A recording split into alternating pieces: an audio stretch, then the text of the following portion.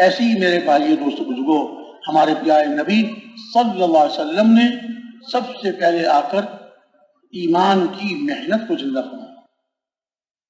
مکہ مکرمہ میں آپ حضرات ہم سب بخوبی جانتے ہیں کہ مکہ مکرمہ میں شروع 9-10 سال تک کوئی اللہ کا حکم نازل نہیں ہوا سوائے اس کے کہ ایمان لاؤ اور ایمان کی دعوت۔ نہ نماز تھی، نہ روزہ تھا، نہ زکوٰۃ، نہ حج۔ اسلام کی 5 ارکان ہیں۔ پہلا کلمہ طیبہ لا الہ الا اللہ محمد الرسول اللہ، اور اس کے ساتھ پھر نماز، روزہ، زکوٰۃ، حج۔ کوئی حکم نہیں تھا، صرف ایمان لاؤ، ایمان کی محنت۔ اور حضور نے صلی اللہ علیہ وسلم صحابہ کو اسی پر ڈالا۔ یعنی یہ کہا جا سکتا ہے کہ سارے کے سارے صحابہ 100% پورے دین کے عالم نہیں تھے۔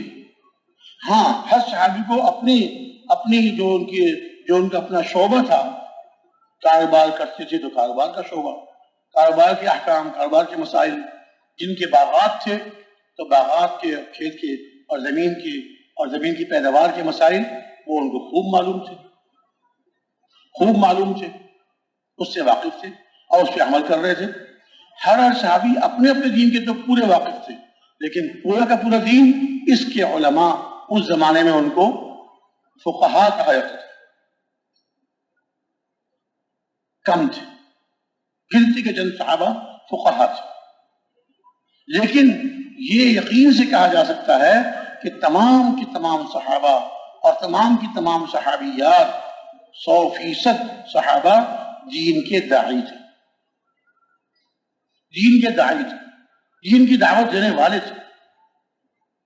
مکہ مکرمہ میں 9ویں سال میں یا 10ویں سال میں نماز فرض ہوئی، اس سے پہلے صرف ایمان لاؤ، ایمان کی دعوت دو، اور اس پر جتنی تکلیفیں آ رہی ہیں سارے صحابہ برداشت فرما رہے ہیں، قربانیاں دے رہے ہیں، برداشت فرما رہے ہیں، کافر ان کو مار رہے ہیں۔ تم کہتے ہو اللہ مدد فرمائیں گے، کہاں ہے تمہارے اللہ؟ نعوذ باللہ، کہاں ہے تمہارے اللہ؟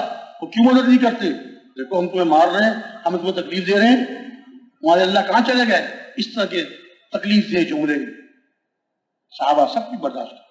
یہاں تک کہ ایک مرتبہ حضور اقدس صلی اللہ علیہ وسلم مکہ مکرمہ میں بیت اللہ کی دیوار سے ٹیک لگا کر نیم دراز تھے۔ کچھ صحابہ حاضر ہوئے، یا رسول اللہ، آپ جو فرماتے ہیں کہ اللہ کی مدد آئے گی، اللہ کی مدد آئے گی، متى نصر اللہ، اے اللہ کے رسول وہ اللہ کی مدد کب آئے گی، کب آئے گی؟ ہم تو برداشت کرتے کرتے تھک گئے، تکلیفیں اٹھاتے تکلیفیں سہتے ہم سے اب برداشت نہیں ہو، ہمارے مردوں کو بھی تکلیف دی جا رہی ہیں۔ خلاصہ کلام پہ یہی تھا کہ ہم سب قربانیاں دے رہے ہیں، وہ اللہ کی مدد آخر کب آئے گی؟ حضور اقدس صلی اللہ علیہ وسلم اٹھ کے بیٹھ گئے، نیم دراز تھے، بیت اللہ کی دیوار سے ٹیک لگا کے نیم دراز تھے، اٹھ کے بیٹھ گئے۔ ارشاد فرمایا، تم سے پہلے لوگوں پر ایسی ایسی قربانیاں آئیں، ایک آدمی کو گڑھا کھود کر اس میں کھڑا کیا جاتا اور اس کے سر پہ آرا رکھا جاتا، اور زندہ انسان کے سر پہ آرا رکھ کر آرا چلایا جاتا، اس کے 2 ٹکڑے ہو جاتے، لیکن اتنی بڑی تکلیف بھی اس کے ایمان نے کوئی تزلزل، ایمان نے کوئی نقصان نہیں رکھتا۔ شہید ہو جاتے تھے، آرے سے اپنے آپ کو چلوا لیا کرتے تھے، لیکن اپنے ایمان میں کوئی تزلزل نہیں آتا، اور بالوں کو زندہ کھڑا کر کے اور لوہے کی کنگھیوں سے ان کے گوشت کو نوچا جاتا تھا۔ زندہ انسان کے جسم سے ان کے گوشت کو لوہے کی کنگھیوں سے نوچا جاتا تھا، لیکن یہ قربانی بھی ان کو اپنے ایمان سے متزلزل نہیں کر سکتی۔ لیکن تم جلدی کرتے ہو۔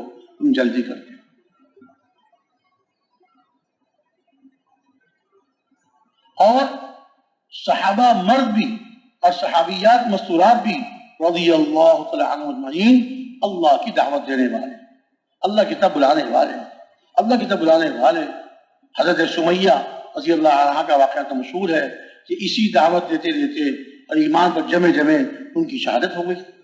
اور اسلام میں سب سے پہلی شہادت ایک خاتون کی حضرت سمیہ کی ہوئی.